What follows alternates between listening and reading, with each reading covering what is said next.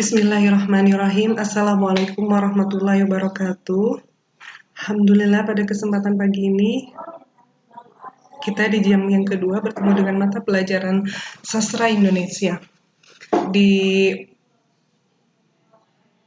pembelajaran jarak jauh dan selama satu semester ini kalian akan bertemu dengan ibu. Nama ibu adalah Suci Tresna Ambari. Pendidikan terakhir ibu adalah di Fakultas Pendidikan jurusan Bahasa dan Sastra Indonesia.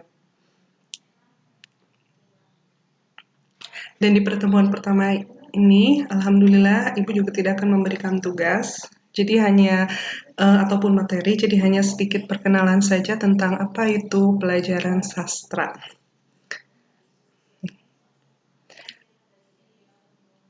Di bab pertama kita akan belajar tentang apresiasi sastra. Apresiasi sastra itu adalah menilai sastra. Apa itu sastra? Pengertian sastra itu apa? Menurut beberapa ahli. Lalu tujuan sastra. Tujuan kita belajar sastra itu adalah untuk apa?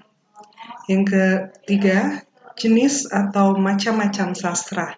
Seperti yang kalian ketahui, sastra terdiri dari ada puisi, ada cerpen, ada novel, ataupun drama. Lalu yang keempat ada fungsi sastra. Sastra berfungsi sebagai rekreatif, lalu didaktif, dan beberapa fungsi yang lainnya.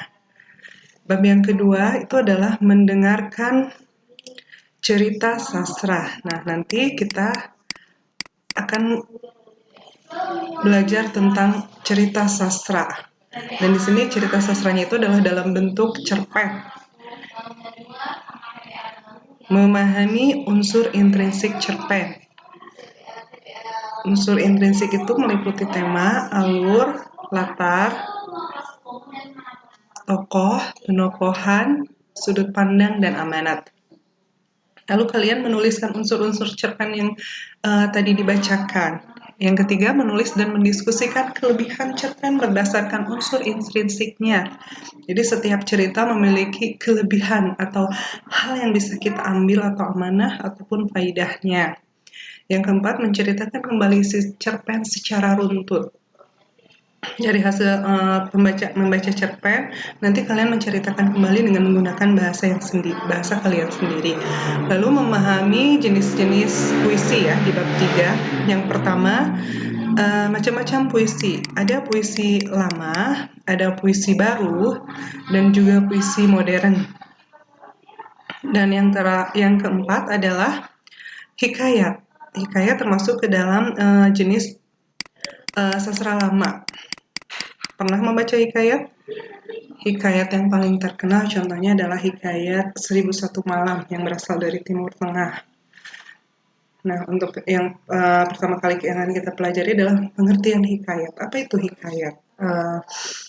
Seperti apa contoh hikayat? Yang kedua, menentukan unsur-unsur hikayat. Sama seperti cerpen, hikayat juga memiliki unsur-unsur, baik itu unsur intrinsik ataupun unsur ekstrinsiknya. Yang ketiga, memahami nilai-nilai hikayat. Dalam sebuah cerita, pasti ada nilai-nilai. Nilai-nilai itu berkaitan dengan nilai-nilai kehidupan yang terdapat dalam isi cerita hikayat tersebut. Dan yang terakhir, menentukan pesan atau amanat dalam hikayat. Bab terakhir, bab 5, yaitu mengenal teks atau naskah drama.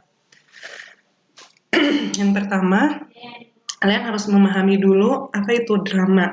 Seperti apa jenis drama itu. Yang kedua, menentukan tema drama. Tema bermacam-macam ya, ada tema sosial, tema politik, ada ekonomi, ada pendidikan. Lalu memahami unsur-unsur drama. Unsur-unsur drama berbeda dengan cerpen ataupun hikayat ataupun novel. Dan yang terakhir, mengembangkan ide ke dalam teks atau naskah drama. Jadi secara berkelompok, kalian membuat sebuah cerita drama yang diangkat dari sebuah tema, dan nanti kita belajar untuk bagaimana sih apa perbedaan antara naskah atau teks dengan pementasan drama. Jadi itu 5 bab yang akan kita pelajari pada semester pertama di kelas 10. Ibu harap kalian jangan bosan bertemu dengan Ibu ya, karena Ibu memegang 2 mata pelajaran di kelas bahasa, yaitu Bahasa Indonesia dan juga Sastra Indonesia. Cukup sekian yang bisa Ibu sampaikan pada kesempatan kali ini. Assalamualaikum warahmatullahi wabarakatuh.